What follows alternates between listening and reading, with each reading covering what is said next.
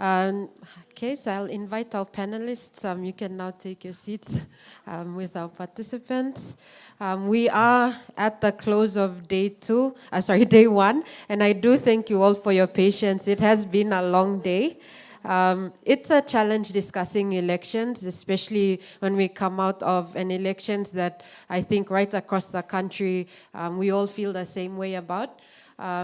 It was a challenge for me a few months ago to present on our election findings in another country and try to get them to understand that this is our electoral process, this is our democratic process, and we as Papua New Guineans have the responsibility to fix this process.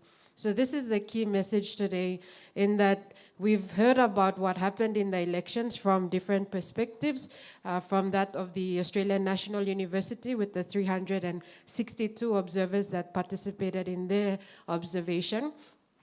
From the National Research Institute with their limited observation in the Highlands region as well. And then we hear from the integrity of political parties and candidates with their observation that was focused on political parties and candidates.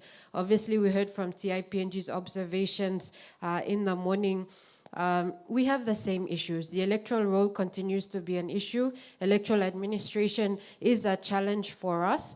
And it was good to hear from the Electoral Commissioner this morning that the Electoral Commission took steps in the last few weeks and have had their reviews together with their teams, have acknowledged that there were challenges. While they celebrate some achievements, there were many issues that he also recognized in his presentation this morning, and his willingness to work with all stakeholders to ensure that we have a better 2027 national general elections. We also heard from the chairman of the Special Parliamentary Committee, again acknowledging that there were a lot of issues that came up, and acknowledging that the politicians as well played a huge part in this challenging elections that we have. But again, reiterating this need to get this process right so that we can restore public confidence and public trust in this democratic process. And of course, we heard from the ANU observations. The report will come out next year. Same with the reports from NRI and IPPCC. And I hope that each and every one of you in this room and online on Zoom will also be present for those discussions. This conversation has to keep going so that we do something about the elections. If we forget about the elections next year, we will be in the same position in 2027. So I challenge all of you in this room and on Zoom that are participating, stay engaged in this 5-year process. Let's make 2027 elections free, fair, and safe for our country. With that, I thank you all for participating in day one of our election seminar. For those of you that are in the room, our colleagues at the back have the tickets for lunch, so please join us for lunch.